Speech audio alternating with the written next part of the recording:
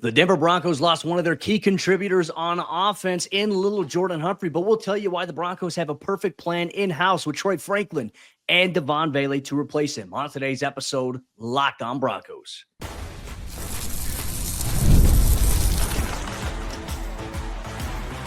You are Locked On Broncos, your daily Denver Broncos podcast. Part of the Locked On Podcast Network, your team every day. Broncos Country, what's happening? Welcome into another episode of Locked On Broncos, your daily Denver Broncos podcast, part of the Locked On Podcast Network, your team every day. Thank you so much to the everydayers out there in Broncos Country. Thanks for tuning in, making us your first listen, however you choose to do so. And if you're not yet an everydayer, it's easy to become one. All you got to do, hit that follow or that subscribe button so you never miss out on what's going on with your favorite team every single day, all year long. I'm Cody Roark, Broncos reporter for Mile High Sports. You can check out my written work over there, milehighsports.com. My film reviews over there on their YouTube channel. And on top of that, joined as always by our good friend, Sayre Bedinger, site expert over there, predominantlyorange.com. Also, NFL Spin Zone. He does a lot of stuff in the NFL community, and we got a jam-packed episode for you here on today's installment of Locked On Broncos. We'll wrap things up by talking about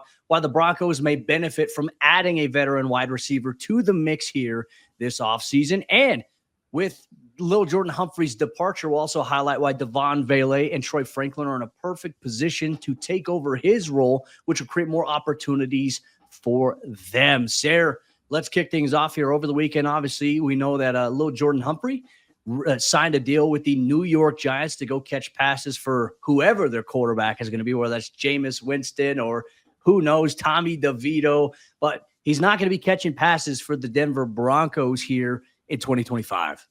No, and he passed up allegedly or reportedly, according to Mike Kliss, our good friend over there at 9 News. He passed up a 1-year deal to return to the Denver Broncos. And obviously, either the contract wasn't competitive enough or the role that they were offering him wasn't competitive enough to, not decide to choose to leave Denver, to go to a new NFL city, to go to New York and kind of maybe try to preserve his overall value.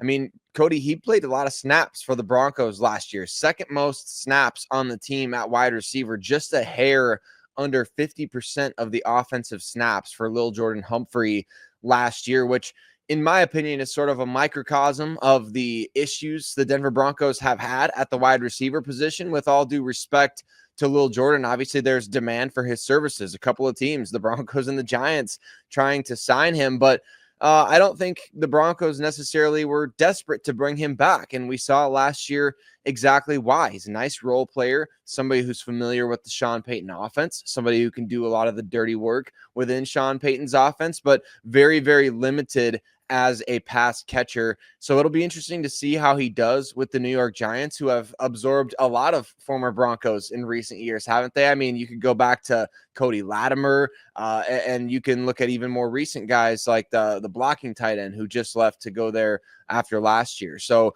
kind of interesting to see. Chris Manhertz, that's his name. It came to me right at the nick of time there. So, but a number of former Broncos heading to the Giants in recent years. And I don't know, whatever Joe Shane and Brian Daboll are seeing in Lil'Jordan Humphrey, they believe that he can be an asset to, like you said, whoever is going to be their quarterback. Well, and that's going to be the mystery, right? So let's take a look at it from the Broncos' perspective here. And look, I mean, you look at the number of snaps played, and yeah, Lil'Jordan Humphrey by snaps, if we're looking at it from that percentage, was probably the Broncos' wide receiver too. Now, towards the end of the season, it started to change a little bit where it was Devaughn Vele, Troy Franklin, those guys, Marvin Mims getting more reps, at times in certain games than a guy like Lil'Jordan Humphrey. And look, I think there's been a lot of discussion. There's been a lot of debate about this on social media, which, this time of year, it just goes to show, hey, okay, we're approaching April. The draft is coming up. Okay, there's a slow time here. Free agency's kind of slowed down here. But, some people are acting like the Broncos are losing like this bona fide superstar here in Lil'Jordan Humphrey. And look, as you mentioned, Lil'Jordan Humphrey is a great role player. He's not going to be the guy that's going to go out there and catch you, I think, 55 passes or even get you 500 yards receiving in that guard. But, there are a couple games where he had a couple of big catch and runs. It was able to run through contact. That's great. He's a great perimeter blocker. But it wasn't necessarily enough for the Broncos to say, hey, we're going to justify like making an aggressive offer to bring you back. There was no urgency on the Broncos side to do that. And initially, it was even reported at the beginning of the offseason that Lil'Jordan Humphrey's agent, was maybe looking at Lil'Jordan, maybe switching to tight end here, maybe coming back to play that role here for the Broncos, which I'm like, why would you do that when you have a draft class that's already coming up right here? Lil'Jordan Humphrey was a good role player, put his head down, did the dirty work, right? But to act like this is a massive loss here for the Broncos, as some people are, I think it's a little wild. And certainly it's going to put more pressure, more expectations on some of these other guys here to step up. Lil'Jordan Humphrey didn't play any special teams 2 years in a row, 0 special team snaps by him. That role can be fulfilled really easily. And some people are saying, well, Trent Sherfield, is he the replacement to Lil'Jordan Humphrey? I don't think he is. Trent Sherfield is going to be that special teams ace there, and also probably have a little bit of a chance to play more of a role on offense here in Denver than maybe he did in Minnesota. But it's not going to be really Trent Sherfield either. In my opinion, Sayre, it's going to be Devaughn Vele, Troy Franklin. These two guys are going to have a chance to take over Lil'Jordan's role in a bigger facet this upcoming season. 100%. And I think a lot of times players that play for the Denver Broncos, as we all now have access to all 22 film, Cody, a lot of guys get romanticized because of the things that they do well, right? And I think that it's fair to say that Lil'Jordan Humphrey does do a number of things well, but he was tied for the highest drop percentage with Courtland Sutton on the team at the wide receiver position this past year with 3 drops on just 45 targets. So 1 out of every 10 catches that Lil'Jordan had, he also had a drop, according to Pro Football Reference. He also was, directly responsible for an interception that Bo Nix threw against the Baltimore Ravens. And there were 2 interceptions thrown among his 45 targets last year. Cody, to me, this is a guy that the Broncos, I don't think they should have been manufacturing touches the way they were for him. They were giving him screen passes and swing passes. And I get it. Like, one of his strengths is gaining yardage after the catch. But the only times we really saw that in big moments was at the end of blowout wins against the Falcons and the Kansas City Chiefs. There were very few times throughout the season last year where a guy who played 50% of your offensive snaps and no special teams hardly made a big difference as a receiver. So to glamorize what he did as a blocker is fine. But like you said, let's stop romanticizing the Lil'Jordan Humphrey era with Denver, and let's get real. Like, we can appreciate the good things that he did without being dishonest about the ceiling that he provided the team at receiver. And I don't mean to be harsh on Lil'Jordan, because like, he deserves to go make his career and he deserves to go continue trying to make plays and doing those things. But this is more so of a perspective of like the discourse that goes on with a guy like this. It's clear and obvious that the Broncos can upgrade over this guy. And the fact that he was there for the last 2 years, great for him. He got to make some plays, got another contract out of it.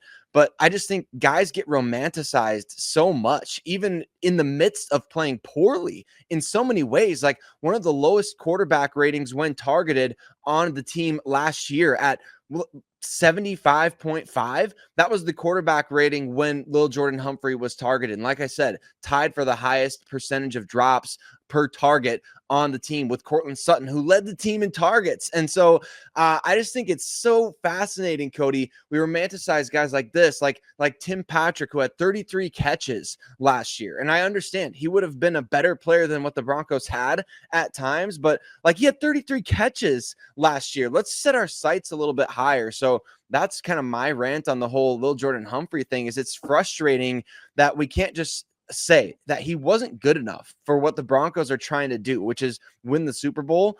And they have a clear chance to upgrade, and now's the time to take it. Well, I think another thing, when you look at like Lil'Jordan Humphrey's time here in Denver, I know some costly fumbles in terms of timing that was definitely something that did come up in a couple of games there. I know that there was a clip of Sean Payton. I think it was even the Broncos blowing. I don't know if it was against the Falcons or something, but there were, a couple of instances where Courtland had a fumble, I think at the 1 yard line. Lil'Jordan Humphrey had a fumble at one drive, and he was really mad about it. He was upset about it. So you look at where Denver's at. They've got a handful of young guys here. You're in a position, you've invested capital in guys like Troy Franklin and also Devaughn Vele. Why not give those guys a little bit more run here going forward? And I think that's exactly what we're going to talk about here on today's episode of the show. We'll tell you why Devaughn Vele and Troy Franklin are ideal candidates to replace what Lil'Jordan Humphrey did. On top of that, maybe even play some special teams here on today's episode, Locked On Broncos. The month of March is here, and we all know what that means. That means March Madness is officially here. We've already seen some crazy games as the tournament has already kicked off, and some of the games being played as it's dwindling down as we start getting closer and closer to whoever's going to be cutting down the nets. FanDuel is the perfect place to get in on the action because it is America's #1 sportsbook, and they are giving you the chance to get on the action like never before because right now, new customers get $200 in bonus bets when your first $5 bet wins. That's 200 extra bucks to use on everything from buzzer beaters to Cinderella stories and even who's cutting down the nets at the end of the tournament. It's easy and it's fast. It's super simple to use. The app, you can go in there, and when you win, you get paid instantly. There's no waiting around. You can go in, find your bets, place your bets, and cash out with the quickness. So check it out today. Visit FanDuel.com and get in on the college hoops action all tournament long on FanDuel, America's #1 sportsbook. Well, believe it or not, there actually is quite a large role in the offense left behind by Lil'Jordan Humphrey, who is now a member of the New York Giants. So who on the Denver Broncos roster is going to fill that role? Who's going to play those snaps? There might already be in-house options without even considering veteran options out there in free agency or the upcoming NFL draft, which, by the way, Broncos Country, is less than a month away at this point in time. So what you're going to want to do, if you haven't done so already, hit that subscribe button. Take a couple of seconds, hit subscribe. You know your boys, Cody and Sayre, got you every single day. If you're not already an everyday listener of the show, you can become one in just a couple of seconds by doing that today. Cody, let's talk about the role and the snaps that are going to be left behind by Lil'Jordan Humphrey. Obviously, he, like we said, he did a lot of the dirty work, only 45 targets last year, but played nearly 50% of the offensive snaps. And considering the amount of times that Sean Payton changes and swaps out personnel, that's pretty substantial. Like you mentioned, that would have been wide receiver 2 on the team in terms of overall snaps, which for a guy who was on the practice squad after the 90-man rosters were cut down to 53, that's not a bad gig. So there's snaps left behind. I think we have to kind of start the discussion of who's going to fill this role with Devaughn Vele, the 7th-round rookie who's got the most impressive combination of size, hands, athletic traits in terms of what Lil'Jordan Humphrey is leaving behind. Yeah, I mean, you look at it. I mean, Devaughn Vele, 6'5", 210 pounds. He fits that size model that Sean Payton likes to follow. I mean, Sean Payton has always talked about he likes the fact that he's got big receivers. And he, one thing last year when we were in training camp and OTAs, he says, I love the size of our receiving room. And so it kind of gave us maybe an indication, okay, what does that mean for smaller guys or shorter guys? Well, Michael Bandy somehow still made the practice squad for, a good portion of time. You got Marvin Mims, and obviously we know he's kind of a Swiss Army knife with his speed, and his ability to be used kind of like a joker. Not necessarily the joker tag, as Sean Payton did tell us here with Marvin Mims, but says has traits like a joker. So we'll see if that continues to expand here. But, for me, when you look at that size and volume there, you look at that 6'5" frame there of Devaughn Vele. He's a big body guy. He had more catches than Lil'Jordan Humphrey had last season, if I'm not mistaken here. I think he had 41 catches for 475 yards. He had 3 receiving touchdowns. And of his 41 catches, 26 of them moved the chains for a first down, right? So you talk about the idea that Devaughn Vele, and I think we've seen flashes of this at time, can become a possession receiver for you. We saw it against the Las Vegas Raiders in Vegas on a couple of downfield plays there. Big body frame, has the ability to adjust to the back shoulder, and I think is a guy that, Sean Payton says, hey, we believe we can get some mismatch advantages for him. You look at him, you look at Courtland Sutton. I mean, that was why they were so comfortable with moving on from Tim Patrick, was because of Devaughn Vele. And yes, I understand Devaughn Vele. They like him. They like what he can continue to project and develop to become. But I don't think you can necessarily bank on him just being your wide receiver 2 by default, right? I think it's going to have to come from a combination of different things. And I think that was the problem last year with the offense. You knew clear well that Courtland Sutton was wide receiver 1. There was a question mark almost every other week. Who's wide receiver 2? Is it Lil'Jordan Humphrey, Devaughn Vele, Marvin Mims? And we were begging to see a little bit more of Troy Franklin. End of the season, that started to formulate a little bit more. I think primarily here, you're going to see Courtland Sutton. I think Devaughn Vele, and I think depending on the package, right? Even if you're an 11 personnel, it just depends on what personnel look you get. You're going to see a heavy rotation of Marvin Mims and Troy Franklin alongside. But I think it's going to be Courtland and Devaughn Vele as those primary two guys, with Troy and Marvin rotating in. And look, here's the thing. We're talking about Devaughn Vele. Troy Franklin, I think we started to see ascend a little bit towards the end of the season, right? Remember, there was the frustration early on, like games against the Raiders at home where he had a drop, what would have been a massive touchdown for Bo Nix. It would have made that beat down against the Raiders a little bit more sweet there for Broncos country. But Troy, I mean, I think we forget some of the games that he had against the New Orleans Saints where we actually saw him get utilized on short spacing routes, crossing patterns around the middle of the field. The thing that I had the issue with the Broncos offense last year, it seemed like Sean Payton had an affinity, once again, and we know this, for his guys. Lil'Jordan Humphrey was one of his guys. And I think that sacrificed some reps there for guys like Devaughn Vele and Troy Franklin at the middle part of the season. You wanted to see more of it. It wasn't consistently there. Now with Lil'Jordan Humphrey gone, can Devaughn Vele, Troy Franklin become one of Sean's guys? And if that's the case, there's some good favor to be had in that situation. Well, Sean Payton always says that confidence is bred from demonstrated ability, right? And so these guys got chances to go and do that in spots last year, but not necessarily consistently, right? Which was part of the frustration of their rookie seasons. It's like, Troy's getting 1 or 2 shots per game to prove himself, and that's really it. Or Vele's getting, heavy targets in the first half of a game, and then all of a sudden in the second half, it's like, why are you not throwing the ball to Vele a little bit more? And then, of course, when they would target them more, it's like, why are they dropping these passes? Why can't they get the timing down on these? So it was like this mixture of frustration of like, here's the good, and you want to see that consistently. And then, no, they're not being used in this particular way, but they should be. And then now you're getting them these targets, and they're not taking advantage of it. So such is life for rookies in the NFL, right? And so I'm glad the Broncos got those growing pains out of the way. And if the best of what we saw from Devaughn Vele and Troy Franklin and even Marvin Mims, not to disclude him from the conversation, but I think we saw that his role is going to be a bit more defined. We still have questions about Vele and Franklin more so.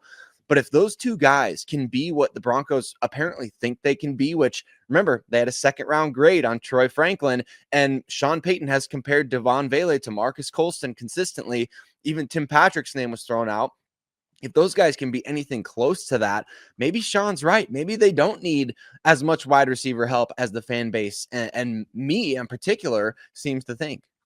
Well, and I think there's the gamble, right? You go into the offseason, it's like, all right, we haven't really added to the position. We like the young guys we have. We like the developmental guys. We added Trent Sherfield, who can play receiver for you, but he's going to be your primary special teams guy. A majority of his snaps are going to come on that side of the ball in that third phase here.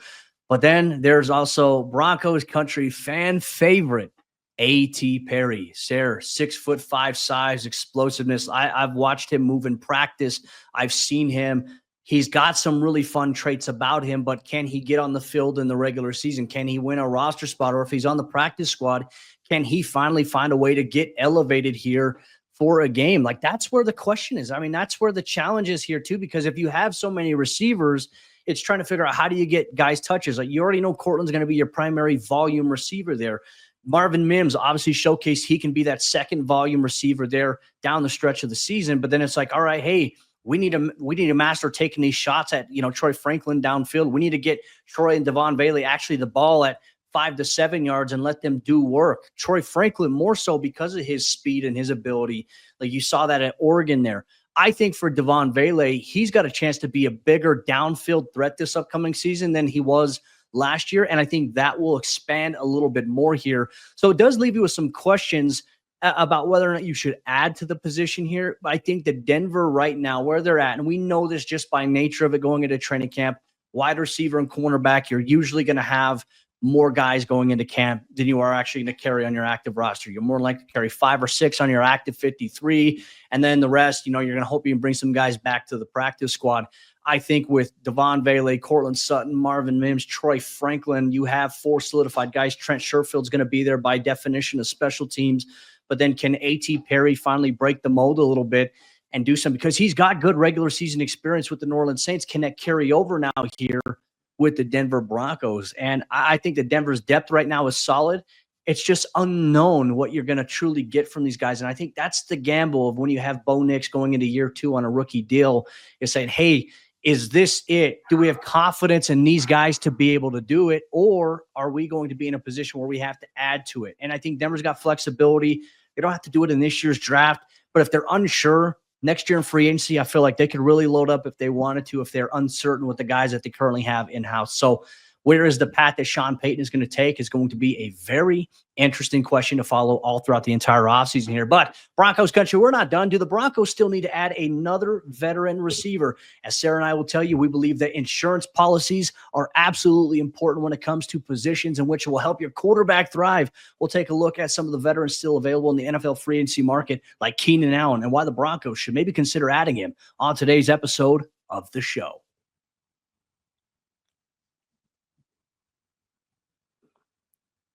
The fourth quarter action of today's episode, Locked On Broncos, is here. And as time dwindles down, Broncos country, I want to say thank you so much for tuning in today, making us your first listen, however you choose to do so. And thank you to all the everydayers out there who make the show exactly what it is. You get fresh, daily, objective Broncos news, content coverage, analysis every single day, all year long. You can't get there anywhere else but here. LOB. We appreciate you so much there, Broncos country. We're going to get into the conversation about the Broncos, whether or not they still need a veteran wide receiver as the later stages of free agency are dwindling down. And Sayre, this is a very interesting question. We talked about all the guys that the Broncos have at wide receiver right now. We made the pros and cons for Devaughn Vele, Troy Franklin, Marvin Mims, even highlighted Trent Sherfield, and obviously a guy like A.T. Perry. But do the Broncos still need to add a veteran wide receiver in your opinion? I think they should. I think they should go for somebody that, you know, like you mentioned, it's insurance at an important position where your quarterback is directly affected, right? So let's say Courtland Sutton, God forbid, gets injured this year. You're really rolling with a lot of unproven guys and nobody that defenses really have to focus on. Now, is that to say that anybody out there in free agency is going to command that kind of attention? No, not necessarily, but it does give you more options going into the offseason to see, hey, can somebody like A.T. Perry beat out Keenan Allen or Stephon Diggs or Amari Cooper, you know, somebody like that? Can they beat him for a roster spot, or could they beat him for potentially a role in this offense? I think that's interesting to monitor. And so to me, I do want to see this team raise the floor with a veteran guy at the wide receiver position. And we know that that's been something that's on the docket, as Mike Klis has said, that a receiver of note is expected to come in. And that was not the acquisition of Trent Sherfield, who was a replacement for Tremont Smith, the special teams ace, that as opposed to, you know, either Lil'Jordan Humphrey or that wide receiver of note that he was talking about. So to me, I do think that you bring somebody in and it allows your young guys to progress at their own pace still. I mean, yes, you want to throw them out there and let them prove, hey, I can go do this. But at the same time, I don't think you want to just have a weak position group just for the sake of it, you know, or an unknown. If you don't want to call it weak, let's call it unknown at best, and get some known commodities in there. Get some guys out there that can produce. Get some guys out there that can move the chains, like Keenan Allen did for the Bears last year, where they still had DJ Moore, still had Rome Odunze, and obviously Cole Kmet, and you get your backs involved. And Keenan Allen still ended up playing a substantial role for them over the course of a season. There's plenty to go around over the course of a 17-game regular season. Yeah, no, you're right. And look, as we're sitting down talking about this, you know, these are the available veteran free agents, and we'll go through and analyze who's, you know, a good fit. You know, Stephon Diggs has not yet signed with any team. Keenan Allen, a guy who I highlighted very early on, is like, hey, this would be on my wish list here for the Broncos in the offseason. He has yet to sign somewhere. Amari Cooper, who you've talked about here. And then really after that, it goes Deontay Johnson, Tyler Lockett, the veteran who's released from the Seattle Seahawks, and really Robert Woods at that point. And to be honest with you, it's kind of cut off, in my opinion, after Tyler Lockett. You look at Stephon Diggs. I think you and I have already done a pros and cons there. Would he be a good locker room fit for what the Broncos are looking for here? We've seen when he's not getting the football in situations like Buffalo, we've seen it in situations like the Houston Texans. There have been moments where there's been some problematic signs there in terms of, hey, he's not getting the ball, he's frustrated. That could impact your dynamic. Whereas you have one game where Courtland Sutton didn't see a single target, and Courtland doesn't have bad body language. Courtland's out there blocking his tail off against the New Orleans Saints in week 7.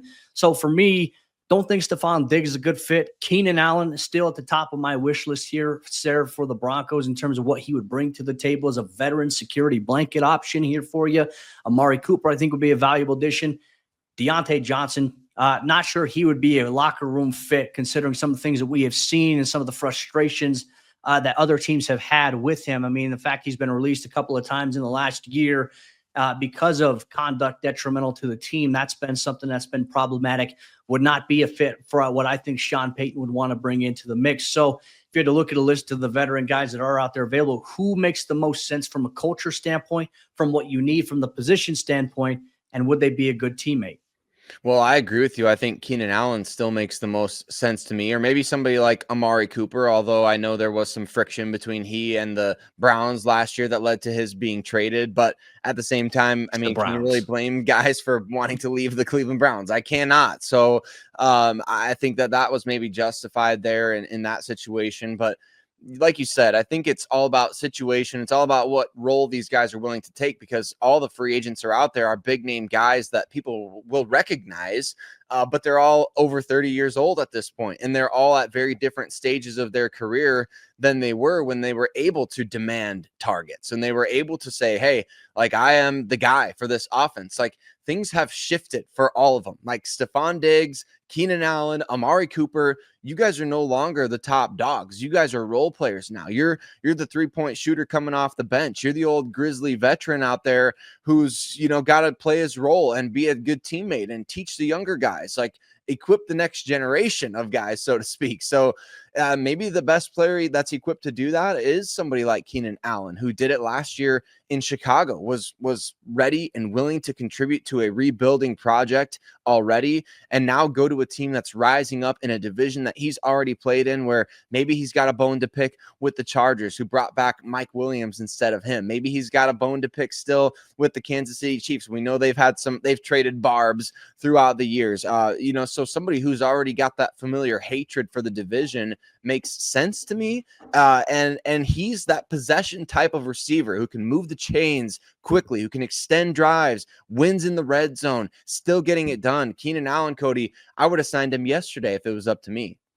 Yeah, I think really Keenan Allen and Amari Cooper are the two guys that are available that probably make the most sense, that are more realistic than anybody else. I think Tyler Lockett will end up signing with the Raiders at some point there to reunite with Pete Carroll and Geno Smith, and they're quietly building a team that they feel like can be a little competitive and maybe sneaky here in the AFC West. And I'm sure we're going to have a nice little squad episode with our AFC West companions here in the next few months after the NFL draft to build up for the season here. But to me, there's really just two guys. And if it's not any of those two guys, then it's not really of note, in my opinion, at that point there. It's got to be Keenan Allen or Amari Cooper. And look, Broncos Country, as always, we want to hear from you on today's episode of the show. Do you think that the Broncos still need a veteran wide receiver to add to the mix alongside Courtland Sutton, the receivers we talked about like Devaughn Vele, Troy Franklin, and Marvin Mims this upcoming season to be featured in that wide receiver rotation? Look, you need a guy in the event of an injury, and having a veteran guy, I think, is a great security blanket option. It's a great insurance policy,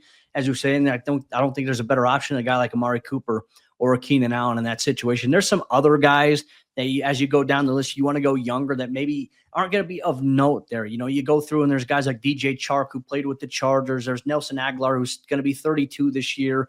And then you look at guys like Steven Sims Jr., who played for the Baltimore Ravens. Jamison Crowder is going to be 32.